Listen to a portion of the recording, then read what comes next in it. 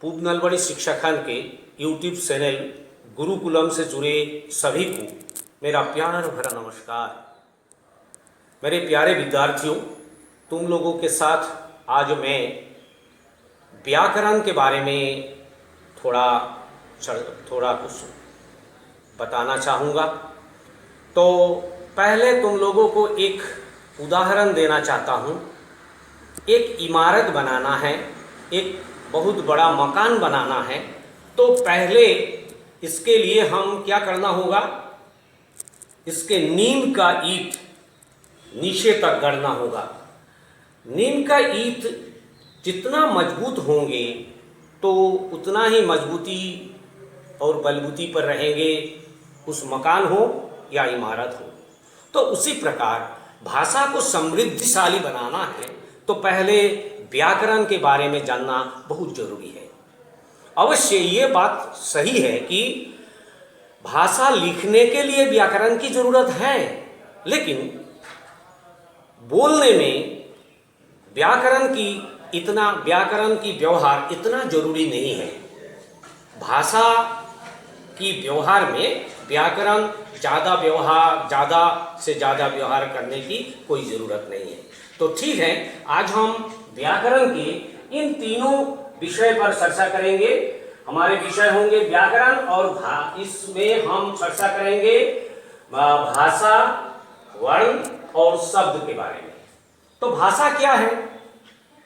हमारे मुंह से जो ध्वनि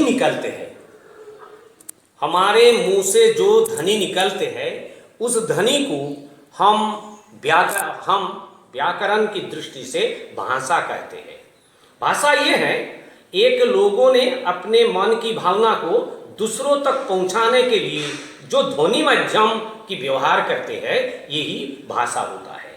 तो एक भाषा होने के लिए पहला उस भाषा के व्याकरण होना चाहिए। भाषा की अपना अक्षर मतलब वर्ण होना चाहिए और एक शब्दकोश जिसे हम व्याकरण डिक्शनरी कहते हैं। तो ये तीन बहुत जरूरी चीज़ें हैं, जरूरी बात है एक भाषा होने के लिए। तो ठीक है, वर्ण क्या है? वर्ण की परिभाषा देखो। वर्ण उस मूल ध्वनि को कहते हैं जिसके खंड ना हो सके।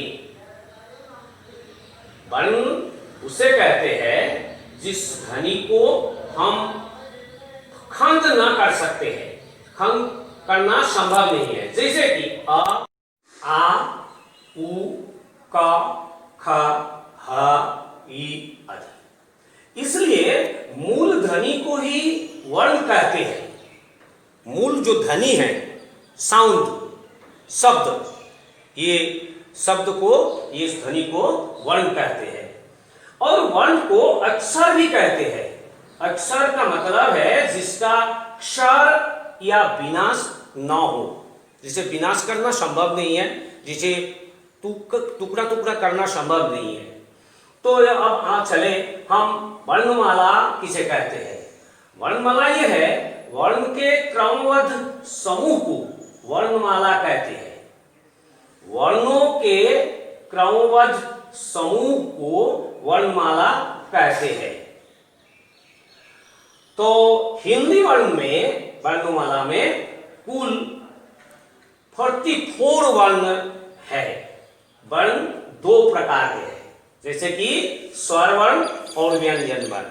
ये तुम लोग हमारे असमिया में जो स्वर वर्ण, व्यंजन वर्ण तुम लोग प्राथमिक विद्यालय में ही सीखा है, और यहाँ आकर तुम लोग अंग्रेजी में भी सीखा है, जो भावेल और कंचन, ये असमिया में जैसा है हिंदी में भी वैसा। और स्वर वर्ण ये है अ से औ तक। स्वर वर्णों की ये क्रमबद्ध रूप के बारे में कहा गया पहले। ये अ से औ तक ये सभी अक्षर स्वर वर्ण है। अ से औ तक, अ, आ, ई, उ, ऋ, ए, ओई, ओ, ये स्वर वर्ण है। व्यंजन वर्ण ये है क से ह तक। अक्षर क से ह तक ये कुल 33 अक्षर व्यंजन वर्ण है। जैसे क, ख, ग, घ, ङ, छ, छ, ये सब व्यंजन वर्ण है। तो चलो आगे, ये संयुक्त वर्ण, ये दो मूल वर्ण है, स्वर वर्ण और व्यंजन वर्ण, और 3 अक्षर है और 3 वर्ण है जिसे हम जो संयुक्त वर्ण कहते हैं। ये 3 अक्षर है क्ष, त्र, ज्ञ, ये 3 अक्षर संयुक्त वर्ण है। चलिए जाओ, जो 3 अक्षर क्ष, त्र, ज्ञ, इन तीनों अक्षर एक अक्षर के नहीं है, इनमें और दूसरा व्यंजन वर्ण समाहित है, इसीलिए इसे संयुक्त वर्ण कहते हैं। तो ठीक है, शब्दों की परिभाषा में चले आप। शब्दों की परिभाषा क्या है? एक या एक से अधिक वर्णों से बनी हुई स्वतंत्र एवं स्वार्थक ध्वनि को शब्द कहते हैं। स्वार्थक ध्वनि मतलब जिसका अर्थ निकलते हैं। ऐसा हम कर सकते हैं, क के साथ ऐसा कुछ अक्षर मिला दिया जाए जिसका कोई अर्थ नहीं निकलते, तब ऐसा ये शब्द नहीं होंगे। तो स्वार्थक होना होगा, ये स्वतंत्र होना होगा, साथ ही ये स्वार्थक ध्वनि होना होगा, तभी ये शब्द बन जाते हैं। तो हिंदी में उत्पत्ति के आधार पर सभी भाषा में, हम असमिया में हो तो ये ऐसा होता है, फिर भी हम हिंदी में ही चलते हैं। तो हिंदी में उत्पत्ति के आधार पर शब्दों के सार प्रकार माना जाता है। शब्दों सार प्रकार की होता है, शब्दों की भेद सार है। तो ये है तत्सम, तद्भव, देशज, विदेशी या विदेशज, ये सार भागों में बांटा जाता है सारे हिंदी शब्दों को। तो तत्सम शब्द क्या है? हमारे भारतवर्ष का सभी भाषाओं की मूल भाषा है देवभाषा, मतलब संस्कृत। ये संस्कृत भाषा से जिस शब्द आकर हिंदी में सीधे व्यवहार हो जाते हैं उसे तत्सम शब्द कहते हैं। जैसे कि अहंकार, जो हम कहते हैं अहंकार करना नहीं चाहिए, ये अहंकार शब्द संस्कृत की मूल शब्द है और हमारे हिंदी में भी इसे अहंकार के रूप में व्यवहार होता है।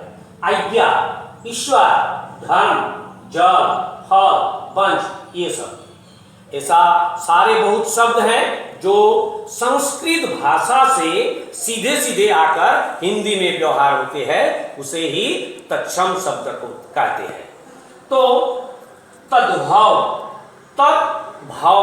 मतलब वहां से आकर यहां एक अलग रूप में, नए रूप से व्यवहार होते हैं।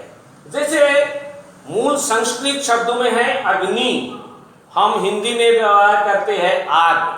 ये हिंदी में आग जो शब्द है, संस्कृत में इसका मूल रूप है अग्नि। अष्ट, संस्कृत में मूल शब्द है अष्ट, और हम आठ हमारे हिंदी में जिसे आज कहते हैं अष्ट। उसी प्रकार ओठ, ये आधार जो है ओठ, तो ये हिंदी मूल संस्कृत में ओष्ठ कहते हैं, ओष्ठ। तो उसी प्रकार दधी, संस्कृत में जो दधी शब्द है, हिंदी में हम लाकर ये तद्भव शब्द जब बन जाते हैं तो इसे दही कहा जाता है। हिंदी में जो दूध कहते हैं, संस्कृत में उसे दुग्ध कहते हैं, दुग्ध। तो उसी प्रकार हम जो घंटी बजाते हैं, ये घंटी शब्दों का मूल शब्द है संस्कृत का घंटी का। जो हमारे ये जो हाथ है, ये हाथ हम हिंदी में हाथ कहते हैं और संस्कृत में इसे हस्त कहा जाता है। जो रात्रि है संस्कृत का, ये संस्कृत का रात्रि हमारे हिंदी में हो जाते हैं रात। ये सब हिंदी में तद्भव शब्द है और बहुत सारे तद्भव शब्द है। अब देशज मतलब हमारे देश के विभिन्न प्रांत में अनेक आंचलिक भाषा है।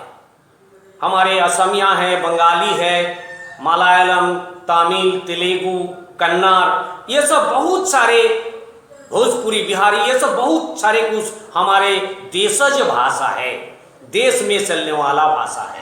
इन सभी भाषा से बहुत सारे शब्द आकर हिंदी भाषा को समृद्धिशाली बनाया है।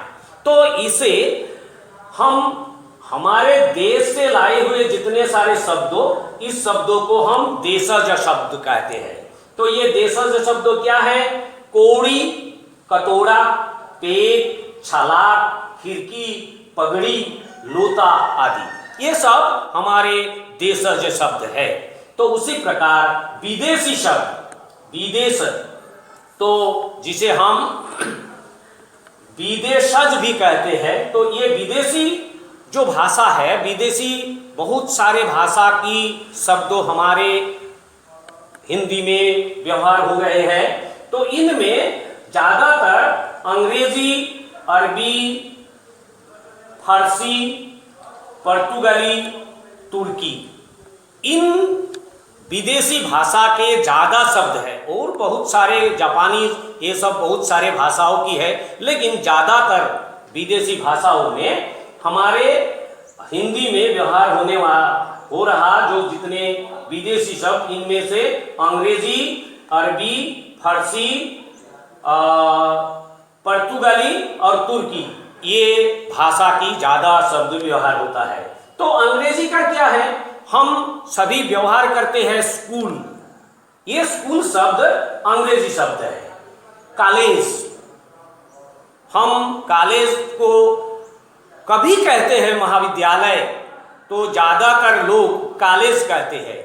ये कॉलेज, स्कूल, पास, मतलब परीक्षा में पास की, हमारे रिजल्ट अच्छा हुआ, पास हुआ, तो ये पास, फेल, दफ्तर, रेल, ये सब विदेशी भाषा है और अंग्रेजी का है। मूल अंग्रेजी का मूल शब्दों को हमारे हिंदी में उसी प्रकार ही, सिर्फ वर्ण को अंग्रेजी में लेटर अलग है, वर्ण अलग है, लेकिन हमारे हिंदी में अलग है।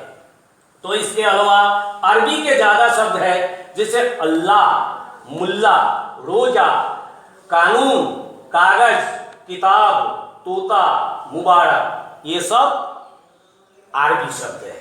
और फारसी से भी ज़्यादा बहुत सारे शब्द आया है, जैसे कि खुदा, नमाज, शराब, अंगूर, आजाद, कबूतर, दर्द, कमीज, ये सब हमारे, ये जो कमीज है, ये जो कमीज है, ये शब्द अरबी से आए हैं, ये फारसी से आए हैं।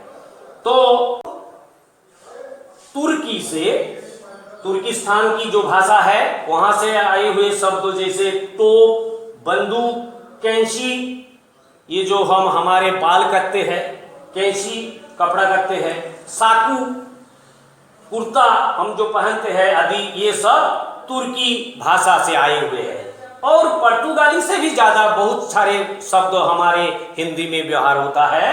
इनमें से जैसे कि अलमारी, कमरा, काजू, गिरजा, साबुन, चाबी, मेज इत्यादि, ये सब विदेशी व विदेशज विदेशज शब्द है। तो इसके अलावा और कुछ शब्द है जिनका सीखना जरूरी है, और मैं आशा करता हूँ तुम लोग व्याकरण में ये सार मूलतः जो तत्सम, तद्भव, देशज, विदेशी, ये शब्दों की सारणी मिलेंगे व्याकरण में। मैं आशा करता हूँ तुम लोग इस सारणी को अच्छी तरह याद करें। और आज के लिए इतना ही। अगले दिन जब अगर हम मौका मिले तो हम दूसरे पाठ के साथ, दूसरे व्याकरण के दूसरे हिस्सा लेके तुम लोगों के साथ हाजिर होने की आशा रखकर आज का ये यहीं समाप्त करता हूँ। धन्यवाद।